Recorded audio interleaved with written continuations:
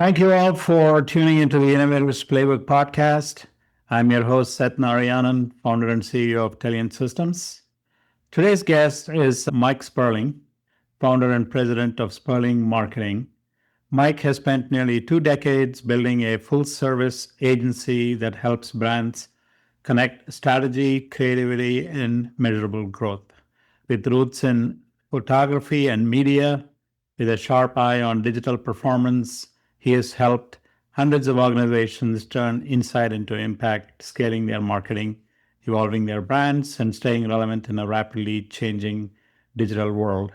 Mike has a keen sense for technology, business, and entrepreneurship, and has been on the Inc. 5000 list several times. Mike, I'm super excited to have you on the podcast today. Thank you for joining us at the Innovators Playbook podcast. Thanks for having me. Wonderful. Let's dive in. I think I want to have the viewers get a sense for your background, how you started, and how you got to your current role as the president and founder of Sperling, which you've been running for about 17 years, I think now. So can you walk the viewers through how did you get started and what was your journey like and how you got to where you are today? Sure. So I started with a degree in photojournalism. My parents were unsure what I would do with that, but I ended up going and working at a number of newspapers on some very short stints as an intern out of college. Then I landed at the Salem News in Salem, Massachusetts. After about 9 months at the Salem News, things got really repetitive. Basketball game after basketball game, or town meeting after town meeting. There was a position open at the parent company to run the 4 daily and 5 weekly newspapers. So I jumped up into that position online. I was able to learn more HTML and coding skills and to really learn a new skill set while on the job at 21 or 22 years old. Wow. I was working 80 hours a week. I was sleeping over at the office at moments. I was making $29,000 a year. And I said, there has to be a better way. So that's when I gave 12 weeks notice to the newspaper, built the company over the course of that 12 weeks on the side. And I came out right away. We had some success, just me in my condo in Salem, one of those stories. And took us about 5 years to bring on our first employee. We were out of my basement at one point where we had 5 or 6 employees. Eventually, my children came and my older child kept coming downstairs and bothering us. So we knew it was time, and we had outgrown our space in the basement and eventually moved into our office space where we are now. Over the course of time, we've grown year over year. Every year has been better than the last. Our top line revenue has been up every single year, which has been good. It's been a really fun journey to go from offering photography and web design up to a full service agency and understanding what that's been like. That's a great story. Not all stories are like that. As an entrepreneur, I've seen a lot of organizations, including ours, have ups and downs at times. What do you think contributed to your straight top line growth? Was that a calculated strategy you used to achieve that, or did it happen organically? It all happened organically. As a marketing agency, we never actually market ourselves. We always get to the point where we're going to begin marketing ourselves again, and then 5 new clients show up, and we'd rather do the best job we can with those clients. Our best form of marketing has been our clients. Do great work, and we don't even ask our clients to go out there and market for us, but we're getting 5 to 10 referrals a week now at this point. Before I got on this call, I saw a new one in my inbox. It's just been like that. The more clients we have, the more opportunities we have for referrals, and it's spread like wildfire.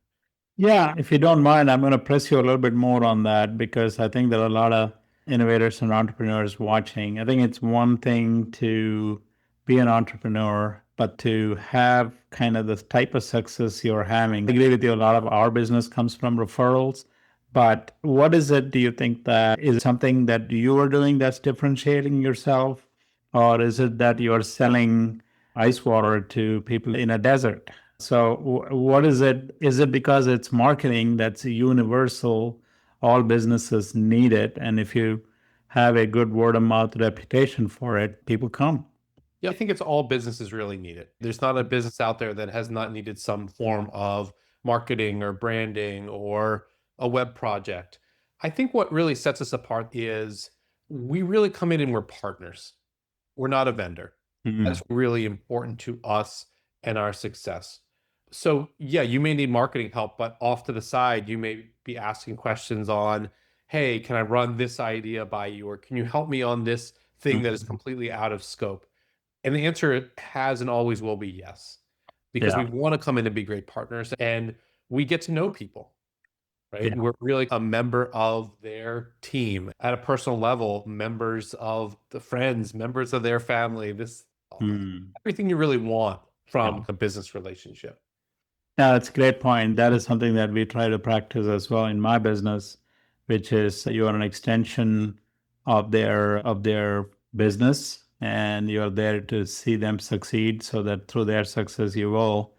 And so to that extent, you obviously, as a marketing agency, you are contributing to the growth of your customers. So that is the value that you sell. Can you talk a little bit about how do you evolve from being just a service provider to become a driver of growth? And that's the way they look at you, right? So how does that value manifest itself in what you're providing to your customers?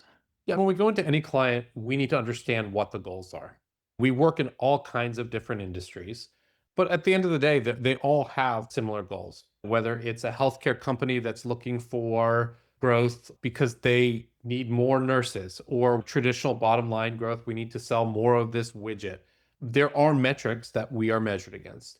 It's important that we look at the bottom of the funnel and meet that goal. We're really data and analytics driven here. So, what are all of the points on the funnel that are going to help us achieve that goal? Maybe we're not achieving that goal month one or month two or month three, but if we're Mhm. seeing good things happening down the funnel, we know we're going to hit those goals, and be able to present that data to clients is really important. We're really digitally focused here. And because we're digitally focused, we can measure all kinds of things to make sure we're headed in the right direction. If it feels like we're not headed in the right direction, quickly pivot and make sure we are headed in the right direction to hit those KPIs and eventually hit whatever those final goals look like. Is that one of the reasons you think for your success that you're paying attention to what those metrics are telling you and then pivoting as you need so that the customers feel confident that the investment they are making is being carefully utilized and managed in the right way? So at the end of the day, they are confident that you're going to deliver success because you're so tuned to the KPIs. I think so. There are a lot of marketing agencies out there that really focus on eyeballs. How many eyeballs are seeing this brand? Eyeballs are all well and good, but if it's not the right eyeballs, and if those eyeballs don't eventually convert into whatever that business goal is, they're worthless. That's what we really focus on. What are those bottom goals? And are we actually driving the business forward, not just making more people aware that this business exists? Yeah. So, what are some of the barriers to scaling marketing within an organization, you think? Is it just the more you invest, the more you can scale, or are there some items or issues that might get in the way of that? I think a lot of it does come down to dollars, right? The bigger your marketing budget, the more ad spend you can do. And the more ad spend you can do, the more likely you are to influence people to buy or consume your product or service. We have been known as a really scrappy agency. We don't generally get Mhm. the largest amount of ad dollars that we could possibly get out of a client. So it's really trying to figure out how we can do things organically as well. An example I'd give you is we do a lot of work on what's called the commuter rail in Massachusetts. It's the fifth biggest commuter rail in the country. We came in and they had a couple thousand people going to their website for leisure purposes. We were Yeah. able to scale that from a couple thousand people to nearly 100,000 people a month, almost all organic. It was delivering the right content. It was making sure that as people were searching for them or for things to do, that they were the ones that came up. Or how do I get from point A to point B? They were coming up, not the car. I think you can be scrappy without a huge ad budget and really do things in an organic way as well, especially in 2026 where content is really king. Yeah. So that's a very interesting story. What are some of the channels that you still think provide value? Is it TV, advertising, print media, ads on Google or LinkedIn or Facebook? How do you determine what is the right channel of communication for your customers? I think it's all going to depend on the client, right? There's certain channels that work better for certain industries. If you're B2B, I'm going to put you more on LinkedIn. If you're B2C, I'm going to put you more on Meta and some of the other platforms that are better for B2C. I think one thing that almost all of our choices have in common is they are more digital in nature and more targeted. Instead of doing traditional TV and doing a traditional TV buy, we're likely to put you in some sort of connected TV where we can control the audience. If I buy regular TV, maybe it'll buy certain channels where there's certain demographics that are likely to watch. But if I'm buying connected TV like Hulu, I can say, I want a person of this age. I want people that have this interest and really deliver the right ad to the right person at a much better cost than buying something like traditional TV. There are instances where traditional is good as well. For example, we ran a big campaign for a travel and tourism client of ours, Plymouth, Massachusetts. They have Plymouth Rock. I'm sure that's what everyone knows them for. Yeah. We ran a huge campaign for them last year. One of the placements that we got was the back of Smithsonian Magazine. Wow. For Women's History Month, we did an ad about Mercy Otis Warren, one of the women in the Revolutionary War. It ran on the back cover of Smithsonian for Women's History Month. That is a great placement for us because it's history lovers. So we Yeah. can hit that audience and it really influenced people to come to the region. When we talk about tracking, it's not only digital tracking that we can do. In that case, we were able to look at credit card data for those greater than 50 miles who spent dollars for the county. There's so much data out there that exists to see, were we successful, were we not successful, and that was a case where we were successful. Yeah.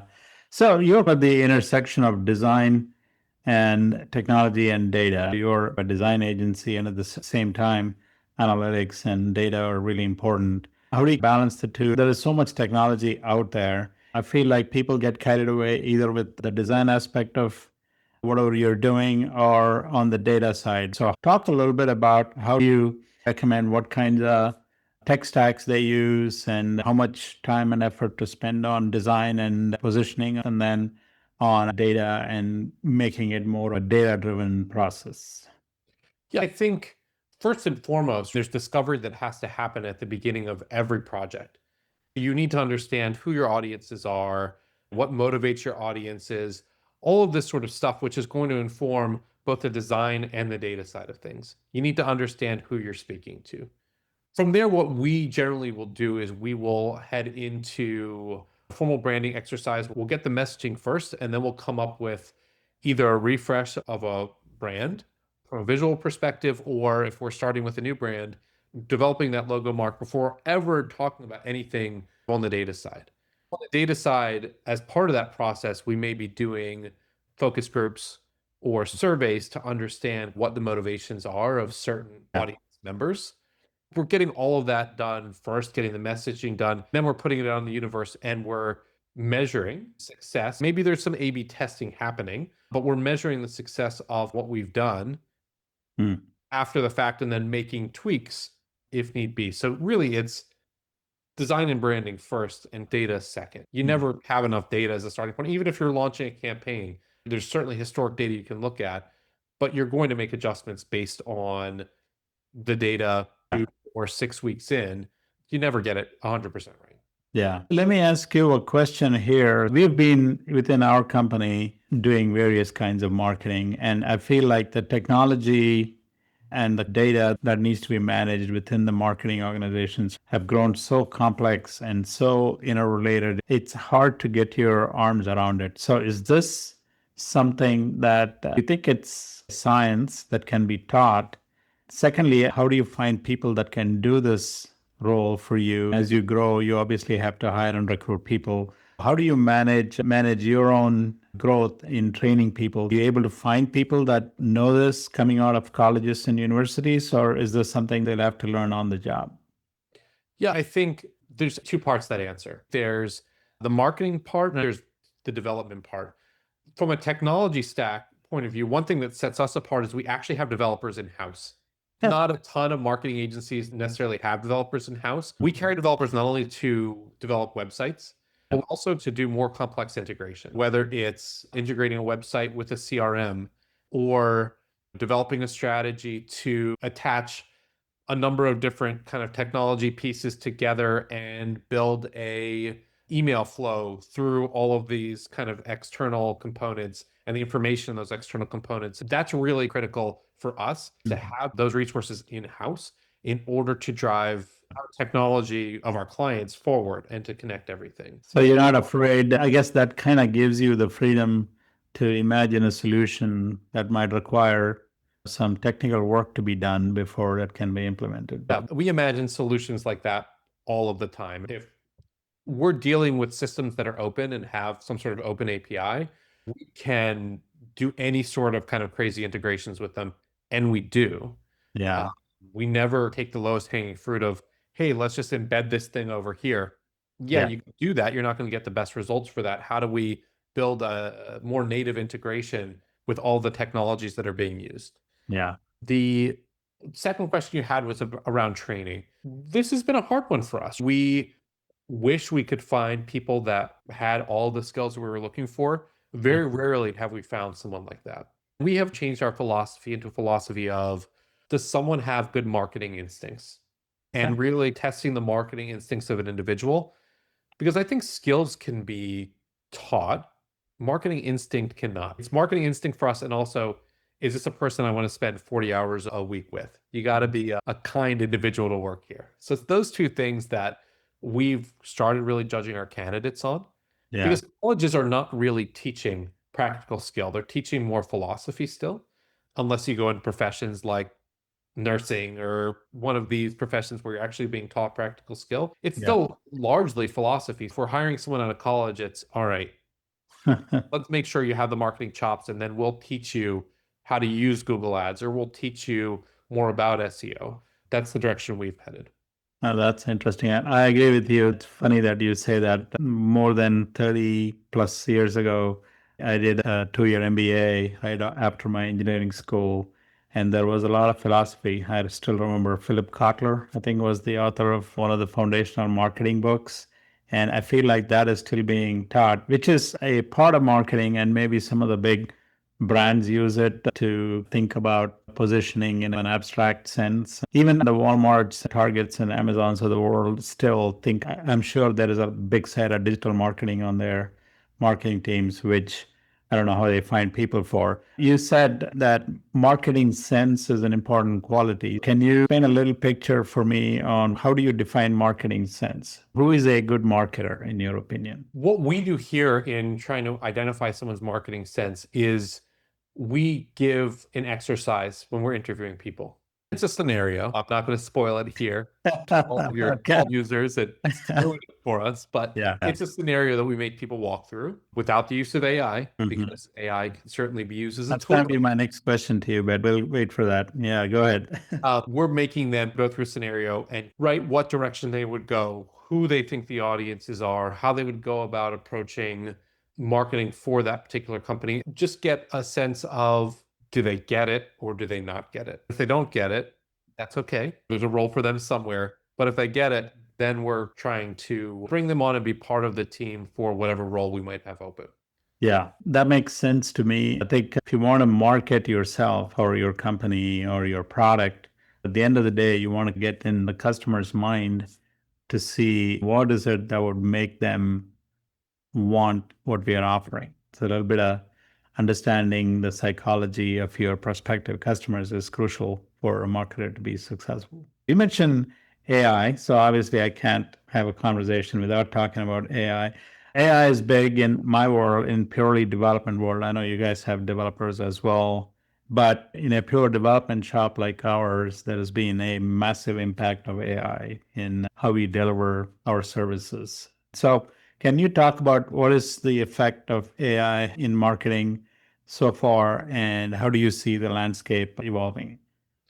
Yeah, it would be foolish for an agency not to embrace it. We have certainly embraced it here. Over the past year, we've developed a brand around it. We have Sperling AI now, we house all of our AI services. There are 5 services that we're really playing around with, and we have paying clients using them.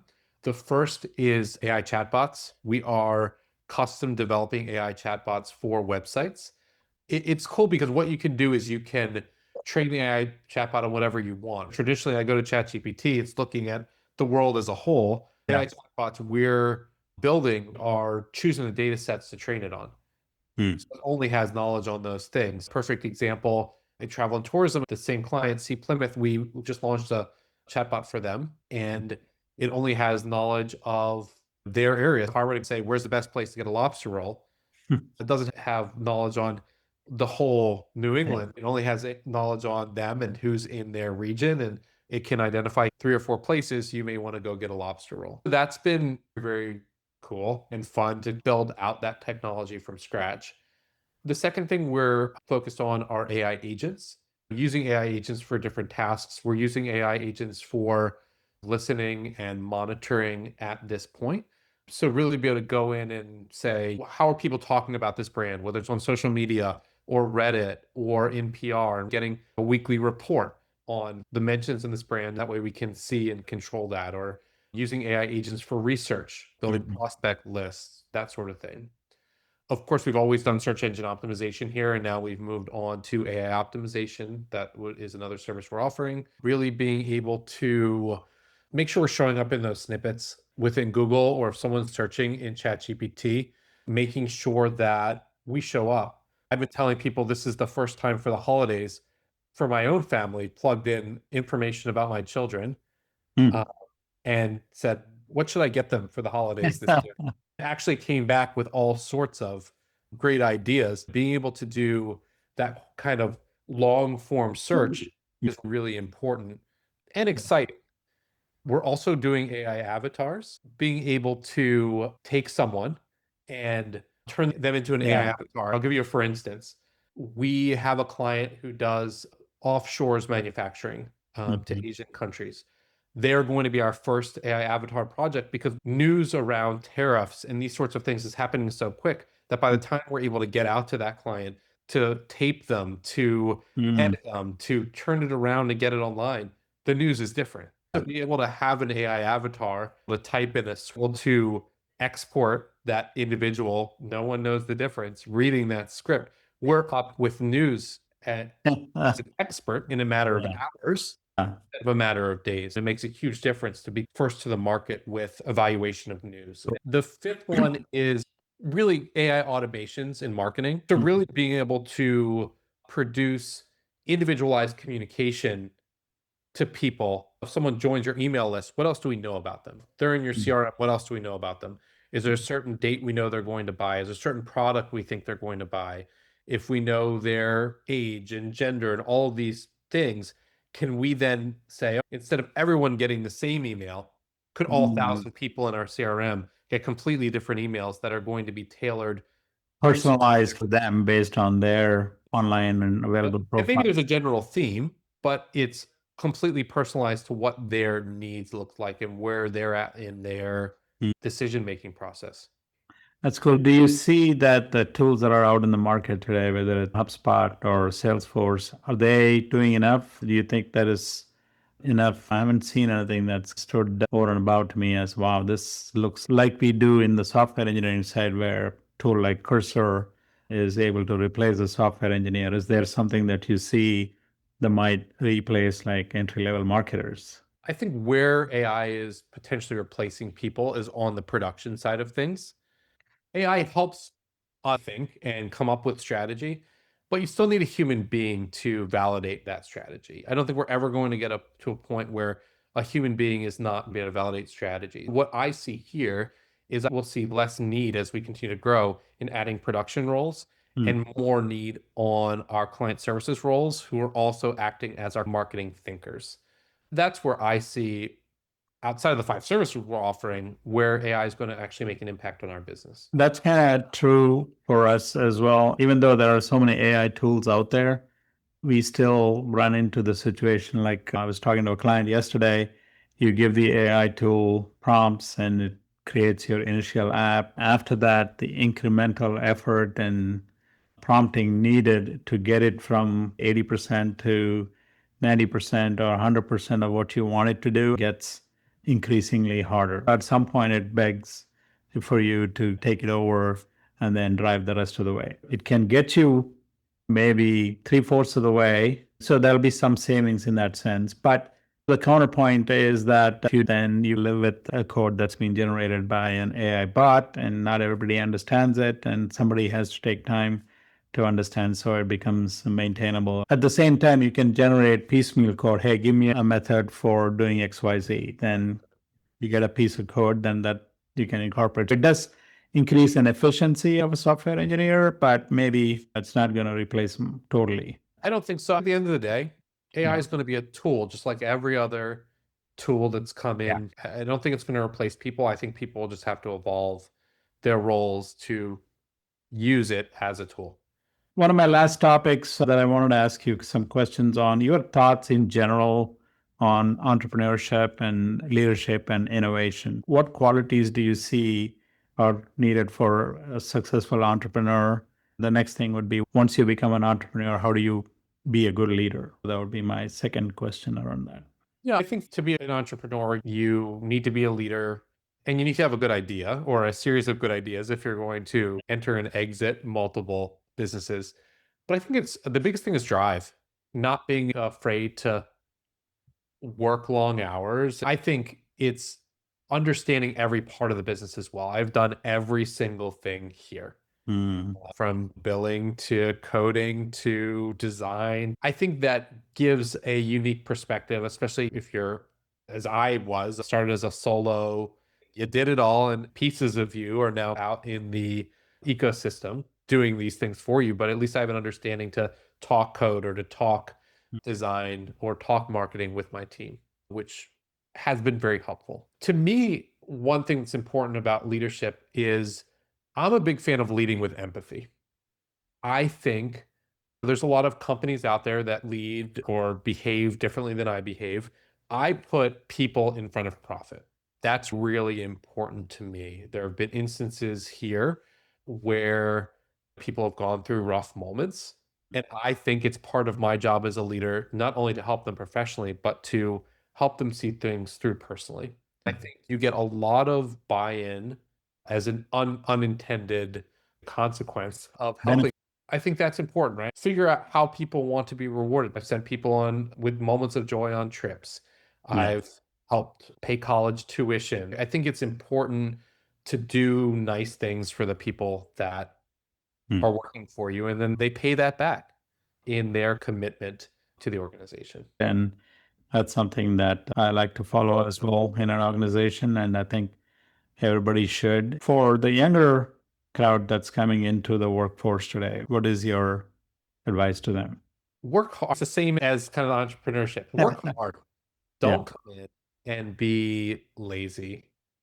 Don't come in and expect that you're going to run the place in 6 months. Come in and work hard and put an effort into learning something new each day. I think, as we talked about a little bit earlier, college is very much teaching philosophy, not practical skill.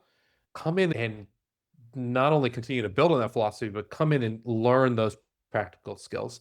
And I think that's what it takes to be successful. And stick with things. Don't come in and say, I'm going to be here a year, I'm going to be there a year. I don't think that's great for someone's long-term growth. Come in and expect to be at a first job for 2, 3, 4 years, because I think you're going to gain the most out of that if you can really stick with it and master that thing before you move on to the next thing. Do you find that is becoming rarer to find people like that? Because I remember back when I started out in a big company, I was just happy to do whatever they gave me to do and to learn along the way. Is there a kind of an expectation mindset now is different, you believe, or do you think there are still people like that? I don't think there's a lot of people like that anymore. I think there are unrealistic expectations that our youth is now met. Come in, work hard, and you'll be rewarded. That is my philosophy here. Yeah, sound advice. Mike, thank you so much for your time today. I think anyone that follows you and listens to this are going to come away greatly impressed by your work. Thanks again and talk to you soon. Thank you.